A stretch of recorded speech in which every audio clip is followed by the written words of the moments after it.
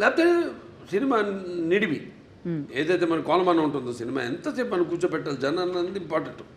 ఇవాళ చూస్తున్నాం 3 గంటలు దాటిపి సినిమాలు కథ ఉంటుంది కానీ ఒక చిన్న పాయింట్ దాన్ని 3 గంటల పైన సినిమాలు ఏంటో అర్థం కాదు.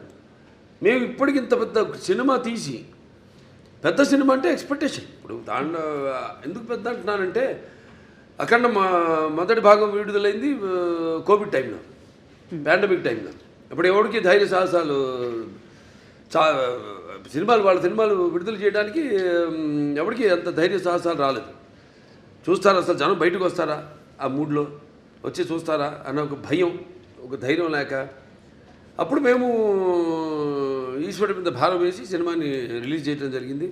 అఖండమైన విజయం సాధించింది. అలాగే ఈ సినిమా తర్వాత మిగతా సినిమాలన్నీ రిలీజ్ అయినాయి. మన తెలుగులో కానివ్వండి, బాలీవుడ్ కానివ్వండి, టాలీవుడ్ కానివ్వండి, కాలీవుడ్ కానివ్వండి, ఏది ఎక్కడన్నా మనకి ఈ సినిమా రిలీజ్ అయిన తర్వాత. సో అదొక నమ్మకం మాకు. సో ఈ సినిమాలో మీ పాత్ర ఉంది కాబట్టి ఈ నీడిమ్ అన్నది ఒక చాలా ఇంపార్టెంట్. నాకు మామూలు సినిమాల కంటే కొంచెం పెట్టుకుంటా ఎక్స్ట్రా, ఎందుకంటే నా సినిమాలన్నీ కొంచెం లార్జర్ దెన్ లైఫ్ అన్నీ. ఈవిడ ఎలా వచ్చింది మళ్ళీ ఆ సినిమాలోకి అంటే ఈ తండ్రి దగ్గర రావడం, దాంతో అఖండతో పెద్దనాన్నతో ఎలా ఈవిడికి అంటే ఎలా కలవడం జరుగుతుంది, అందులో ఈవిడి పాత్ర ఏంటి, ఇవన్నీ అంటే చెప్పినట్టు ఇప్పుడు మూసునంత వరకే. ఒకసారి తెరిచేసామా అంతే, మొత్తం అంతే. కథంతా మీరు చూస్తారు సినిమా థియేటర్లో చూస్తారు. అంటే ఖచ్చితంగా ప్రమోషన్స్లో కానీ, ట్రైలర్లో కానీ, ప్రీ రిలీజ్లో కానీ మాకు అర్థమైంది. ఒకటి బలంగా సనాతన ధర్మం, ఒకటి ధర్మరక్షణ, అలాగే పేట్రియాటిజం, మన దేశాన్ని పరిరక్షించుకోవడం, అలాగే ఒక తల్లి ప్రేమ, మదర్ సెంటిమెంట్ కూడా బలంగా కనబడుతుంది. ఇంకా ఏం ఎక్స్పెక్ట్ చేయొచ్చు? లేదు, అదే తల్లి పాత్ర నేను చూస్తాను స్క్రీన్ చాలా అద్భుతంగా. అంతవరకే. అది ఏ పాత్ర అయినా సరే, ఏ పాత్ర అంటే మీ ముందు నిలబడాలంటే ఒక విలన్కి చాలా మనోబలం ఉండాలి, బుద్ధి బలం ఉండాలి, అండ్ విగ్రహ బలం కూడా ఉండాలి. ఒక విలన్ చేయాలంటే ఒక భారీ కాయం ఉండాలి. బట్ ఆది పినిశెట్టిని చూస్తే నిజంగా భయం వేసింది సార్. సో ఆయన పాత్ర ఎలా ఉంటుంది and how was it working with him? Very nice working with him అండి. ఒక్కడని కాదు, సినిమాలందరితో కూడా పనిచేయడం అదొక థియేటర్ అనుభూతి. అంటే మనం అఖండ పార్ట్ 1 ఇది సీక్వెల్, దాంట్లో ఫస్ట్ ఒక ప్రీక్వెల్ వస్తుంది. అదే యంగ్ గెటప్ చూపించాం కదా, దీంట్లో కూడా ఆ అఖండ మొదటి భాగం క్యారెక్టర్ కూడా చూపించడం జరిగింది. అది అక్కడ ఏంటన్నది అక్కడ ఆల్రెడీ అక్కడ ఆది గారితో అక్కడ వాళ్ళు కలవడం ఏమవుతుందన్నది చూస్తారు రేపు. తర్వాత మళ్ళీ ఇప్పుడు ఇక్కడ ఈ పాత్ర, తర్వాత ఈ పాత్రలో వచ్చే ఈ అఖండ పాత్ర అయితే ఉందో దాంతో మళ్ళీ ఎలా కనెక్ట్ చేశారన్నది సస్పెన్స్. అదే కరెక్ట్. కానీ ప్రమోషన్స్ మాత్రం 5 భాషల్లో రిలీజ్ అవ్వడం ఏంటి సార్? వరల్డ్ వైడ్గా అమేజింగ్ ప్రమోషన్స్ అంటున్నారు. అందరూ వెళ్ళేది గోవాకి. గోవా ఎయిర్పోర్ట్లో మీరే, ఫ్లైట్లలో మీరే, ఎయిర్పోర్ట్లో, రైల్వే స్టేషన్స్లో, అమెజాన్ బాక్స్లో మీరే, everywhere you are glowing and shining. ఖచ్చితంగా ఎందెందు వెతికినా అందందే కలడు అనడానికి, ఇంత పెద్ద భారీ ప్రాజెక్ట్ చేయడానికి 4వ సారి మీ నిర్మాతలు మిమ్మల్ని నమ్మి చేసినందుకు గాను వాళ్ళ గురించి ఏమంటారు సార్? నిర్మాతలు మంచి అభిరుచి ఉన్న నిర్మాతలండి. ఎప్పుడు మంచి సినిమాలు చేయాలి, ఆ సినిమా అంటే ఒక ప్యాషను, మంచి సినిమాలు చేయాలన్న ఒక మంచి టేస్ట్ ఉన్న నిర్మాతలు. ఖచ్చితంగా. And Samyuktha, you should tell us, ప్రతిసారి బాలయ్య బాబు గారితో అందరూ they'll be waiting to get a role ఆయన సినిమాలో చేయాలన్నా. సో మీకు ఎలా అనిపించింది ఒకటి, and what was the most memorable scene? మళ్ళీ దగ్గర అవుతున్నారు ఇంతవరకు ఇచ్చా.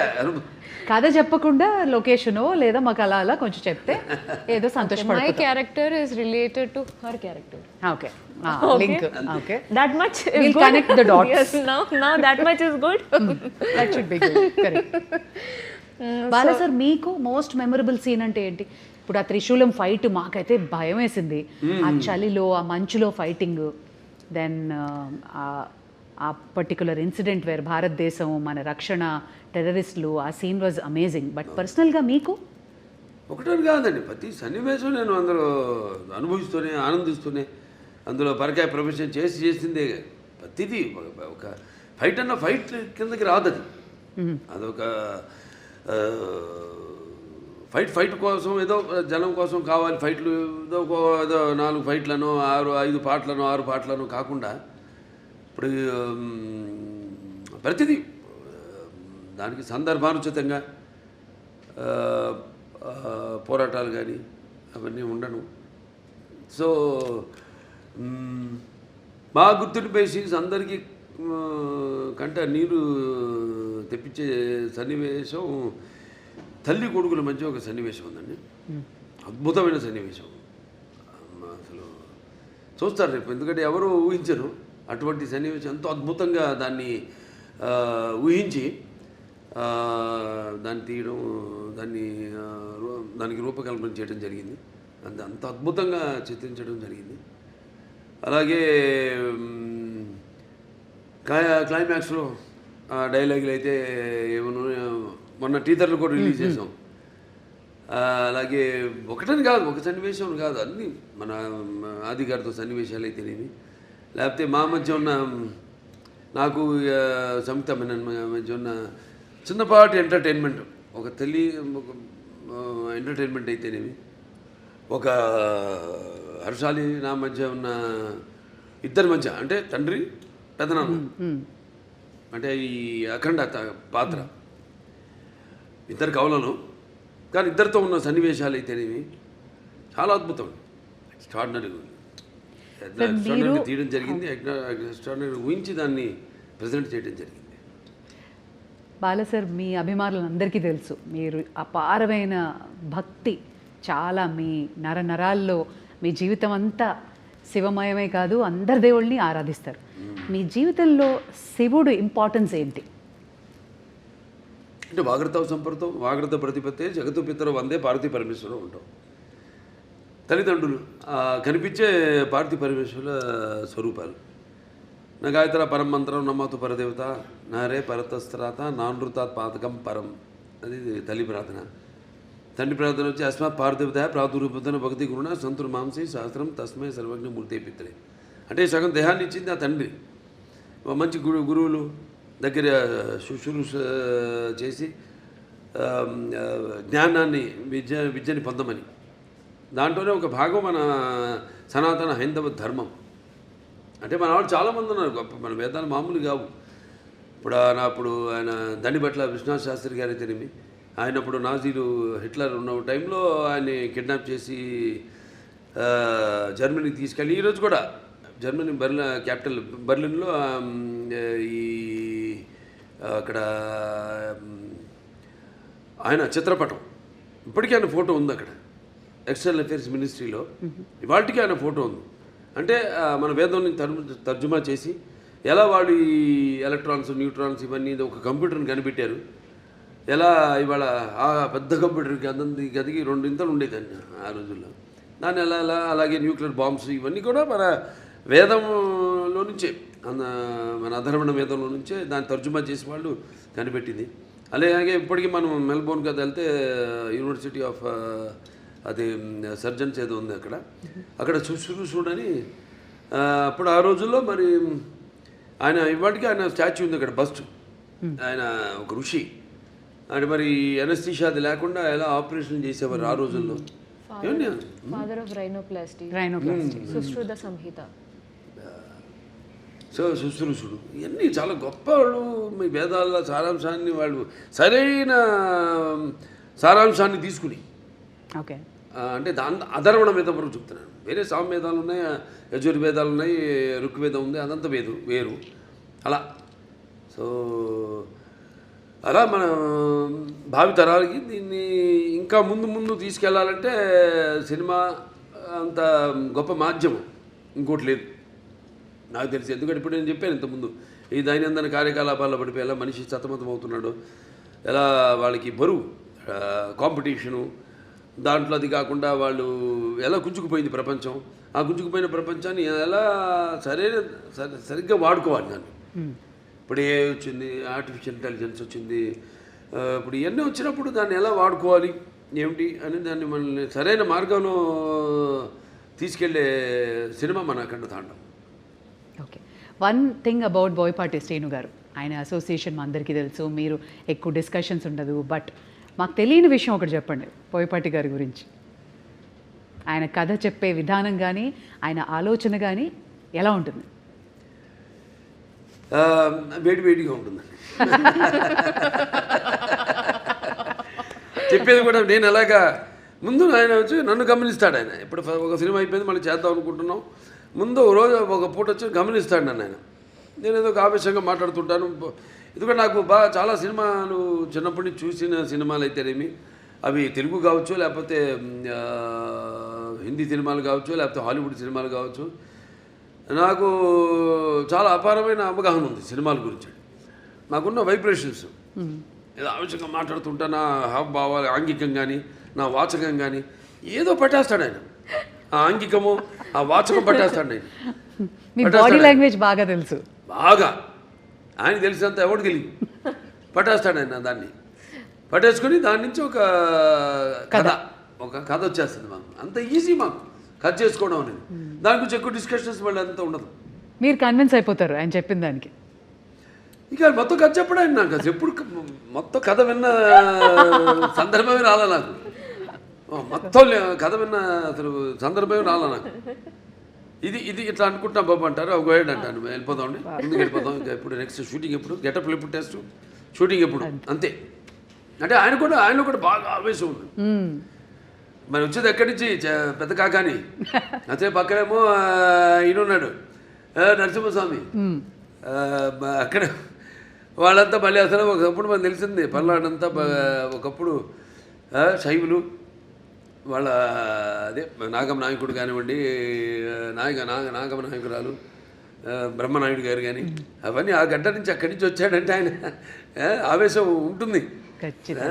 మాకు బాగా కుదిరిందండి ఆ పొంతన మా ఇద్దరికి బాగా. ఆయన కూడా నాలో ఎంత ఆవేశమో అంత ఆవేశం ఉంది ఆయనలో. అదే ముఖ్య కారణం. ఎప్పుడెప్పుడు అని ఎదురు చూస్తున్న మీ అభిమానులు, సో మీ ఫ్యాన్స్ అందరికీ అఖండ తాండవం రిలీజ్ సందర్భంగా చెప్పదలుచుకున్నది ఏంటి? వాళ్ళు చెప్తున్నాను, నేనేం చెప్పనండి. అంటే ఫ్యాన్స్ అది ఇప్పుడు ఏంటంటే సినిమా అన్నది ఒక భాషా భేదం కానీ, వాళ్ళు మనం పాన్ ఇండియా, ఇది ఒక తెలుగు పరిశ్రమకు సంబంధించిన సినిమా కాదండి, ఇది యావత్ భారతదేశపు ప్రజలకు సంబంధించిన సినిమా అఖండ తాండవం అన్నది. సో ఇవాళ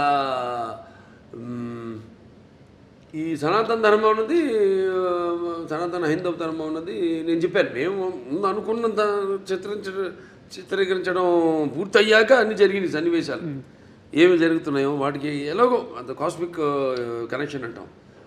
సో అలా ఈ యొక్క సినిమాని వాళ్ళు ఎప్పుడు ఒక భాషా భేదం కానీ, సినిమా అంటే ఒక ఏమంటాం భాషా భేదం కానీ, లేకపోతే ఆడమ్మగా తేడా కానీ, లేకపోతే పండిత పామనాది పట్టువిడుపులు కానీ, దానికే దారిద్రాది తారతమ్యములు కానీ, దురభిమానులన్న అడ్డ గోడ ఉండదు ఇటువంటి సినిమాలు. నేను చేసిన ఏ సినిమా అయినా సరే, ఎందుకంటే నాకు అదృష్టం వరుసగా 4 హిట్లు ఇవ్వడం, అఖండ తర్వాత వీరసింహారెడ్డి తర్వాత నేలకొండ భగవంత్ కేసరి, తర్వాత డాకు మహారాజు, తర్వాత ఇవాళ అఖండ తాండవం. అంటే ఇప్పుడున్న ఈ కాంపిటేటివ్ నాకెప్పుడు నేను అటువంటి ఆలోచించను. ఏ సినిమా ఇవన్నీ నా వాటికి దూరంగా ఉంటాను. ఇలా నాకు అపారమైన అనుభవం ఉంది. దాన్ని నేను మన దర్శకులకి వాళ్ళకి చెప్పడం, నెక్స్ట్ మళ్ళీ మొదలు పెడుతున్నా. మల్లేని గోపిచంద్ గారిది ఆల్రెడీ మనం ముహూర్తం చేసాం. సో నాకు అదృష్టం, అది చేసుకుంటూ వెళ్తున్నాం. ఇంకా డెఫినెట్గా ఇంకెన్నో ఉన్నాయి కథలు. ఏమైతే ఇప్పుడు నా సినిమా కథలు ఎలా ఉంటాయంటే పంచపక్ష పరమాన్నంలాగా ఉండాలి. ఏదో కట్టె కొట్టే తెచ్చేలా కాదు, అది ఓకే చేసే వరకు కట్టె కొట్టే తెచ్చే ఆ తర్వాత ఉంటుంది చాటంతా కథ. కానీ అన్ని సమపాళ్ళల్లో ఏ రుచి ఎక్కువైనా ఏ రుచి తక్కువైనా అదన్నీ బ్యాలెన్స్ చేసుకుంటూ, ముఖ్యంగా నా పాత్రలే కాదు నేను చెప్పేది, నా నాయకుడే కాదు, ప్రతి నాయకుడు కానీ, లేకపోతే మా హీరోయిన్స్ క్యారెక్టర్స్ అయితేనేమి, లేకపోతే పక్కన మా క్యారెక్టర్తో సంబంధిత పాత్రలు అయితేనేమి కానీ, వాటిని దృష్టిలో పెట్టుకుంటాం.